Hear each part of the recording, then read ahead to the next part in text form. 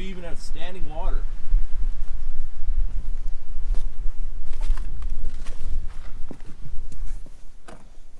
What's up, everybody? Welcome to Hammer Down Motorsports. My name is Steve Fast, and I hope you guys are having an amazing day out here in Pennsylvania. As you saw, it is very muddy and windy, but it is a little bit sunny. So we're in the shop. We have nice light and everything like that, and we've made a few changes. So time to give you guys a little bit of a shop update.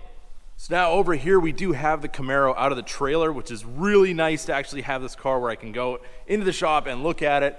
I'm probably gonna be putting the street tires on it soon, because when it does dry up on the driveway, then I'm able to drive it out and not get it all full of mud and everything like that, which is not exactly what I want to be doing. So if we do get a nice day, we will be taking the car out and having a little bit of fun with it. I did put it on the charger because when it was sitting in the trailer, it was in there for about 2 months and the battery was pretty well dead. So it's all charged up now, good to go. Fired it up. It was so good to hear it run once again. We do have the RV now in the shop, so now we have a place where we can go inside there if you wanted to do any kind of editing or anything like that. We have power hooked up to it, so it's just nice to have a little bit of a space that's kind of like an office or whatever. When we're not using the RV, we can definitely utilize that space. And of course,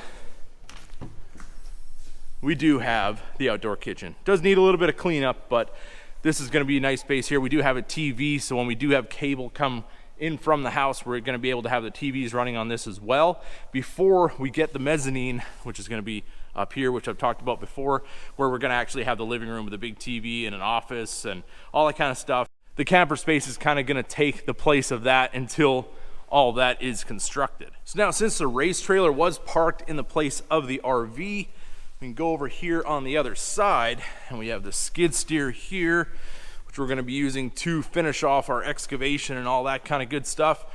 Here in the corner, we have the race trailer. So everything fits in here nice and snug, as you can see. Step over the bucket here, and we have just enough room to get the door open so we can get inside the race trailer. So as you may or may not can see, since it is pretty dark, there is nothing in the trailer other than a few of our stuff for the shows.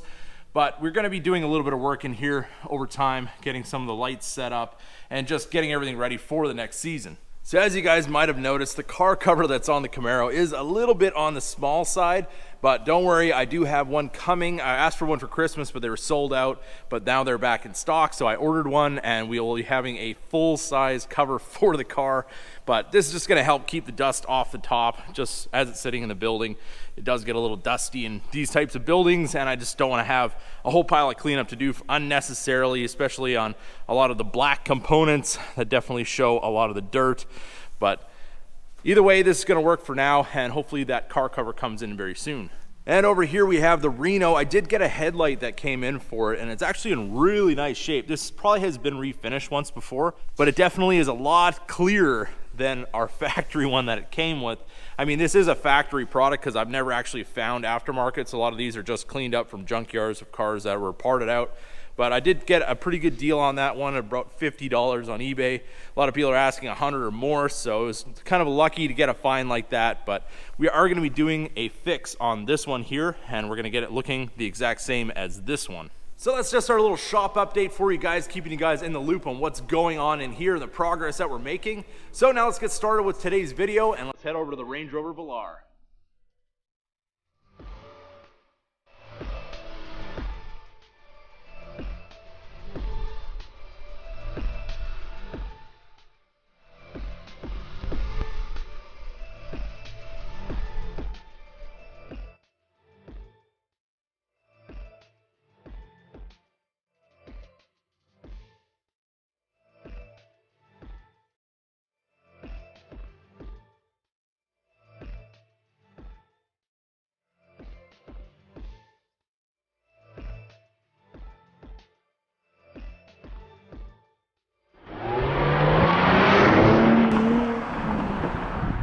So first of all, I'm going to clarify with these 5 things I hate about a vehicle videos. They aren't to say that a vehicle is bad in any way. It's just 5 things that I can choose that maybe could use a little bit of improvement, and maybe things that you might notice after owning the vehicle for a little while, not just right away on a test drive, because you really don't know. I mean, if you drive a car, you drive any car for a test drive for 10 minutes with a salesperson, or even if you get to take it by yourself, you really don't get a good feel for that car. I mean, you get to see a few of the features and you really get a skim coating basically of the operation of that vehicle, but until you live with it for a little while, you really just don't know. So with that being said, we have a few thousand miles, a few months of ownership, so these are the 5 things that I hate about the Range Rover Velar HSE R-Dynamic 2018 model. So the first thing I hate about the Velar is the reverse camera. Now, on this vehicle, the reverse camera is very clear, and it's almost like an HD, or it probably is HD, but the fact is they use a very strange field of view on this vehicle, and it's very hard to judge distance just because of kind of the fisheye effect that it has. And also, the processor seems to be a little bit slow, so when you're backing up quickly, it almost has to catch up, and you could be further than what it's showing on the screen until it catches up, and that might be too late. So it kind of gives you a little bit of a false sense of security, and I don't really care for the reverse camera compared to other vehicles that I own. Now that brings us to the second thing I hate about the Velar, and that is something that I never expected from this vehicle, because it does have command start, but it does not have command start on the key fob. Now, if you just want to go push the lock button, push the command start button, and start your vehicle, you can't do that on the Velar. You have to have the app from Range Rover. Now, the app is a little bit flawed as well.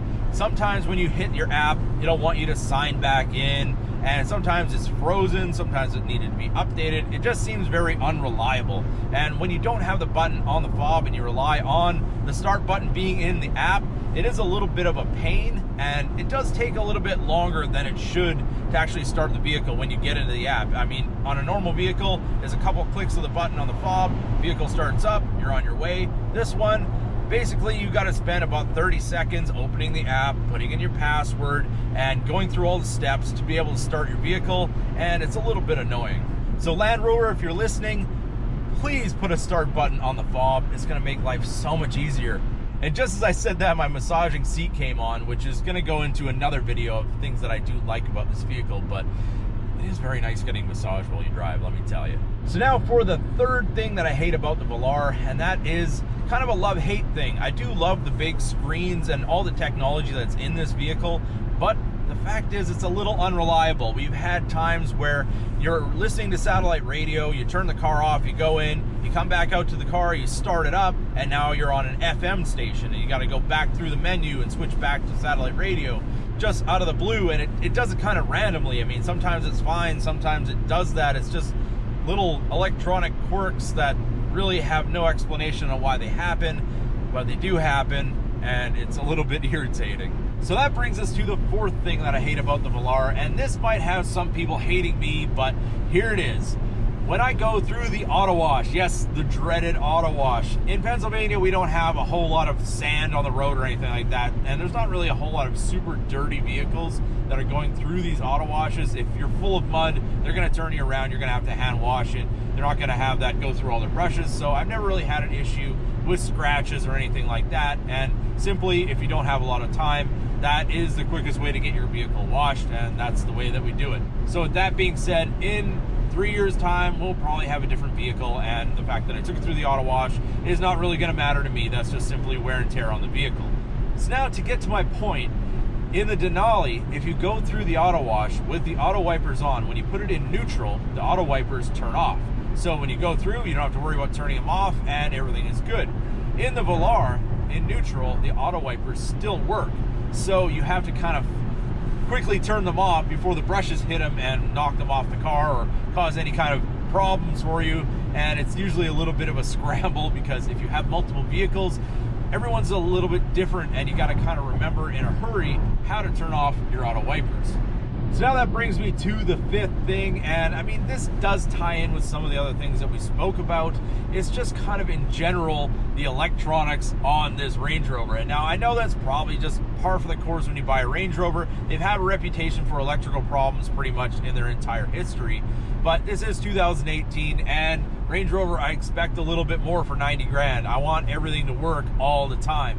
So I've had a couple of issues. The radio, sometimes when you're listening to it, it sounds like you're listening to an old record. You get little crackles and pops and things like that, and it's really kind of irritating when you have a vehicle that costs this much that the radio just doesn't work properly all the time. But given that doesn't happen all the time, it's pretty random, like most things with Land Rover. It only does it when it feels like, but when it does come around, it is rather annoying and a little bit tricky for the dealership to track down. Some other electrical issues being, if you push a button, sometimes you got to push it twice, and it's kind of like, what's going on here? Just when I got in the car to start this video, I pushed the unlock button so the power handle would pop out and I could get in and drive the car. I pushed it, nothing happened. I pushed it again, nothing happened. I pushed it a third time and boom, it opened. No problem at all. So it's just little weird things like that. I've had that happen with the rear gate where you push the button, nothing happens. You push it again, it opens up.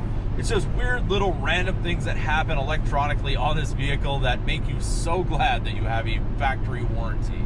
So now with all that being said, that is my short list of the things that I hate about the Velar. There's a whole lot to love about this vehicle, but we will be getting into that in the upcoming video, so definitely stay tuned for that. Definitely drop in the comments, what do you guys think of my list? Are they first world problems? Am I just complaining? I don't know. Tell me what you think. But all in all, I do love driving this vehicle, and there's a whole lot that it does have to offer. But would I buy this used? I don't think that I would. I really like having the factory warranty in place, so if anything does go wrong with this, I can just take it back to the dealership and it is their problem, not my bill. So if you guys enjoyed this video, don't forget to give it a big thumbs up. If you're new to the channel, hit that subscribe button, and as always, keep that hammer down.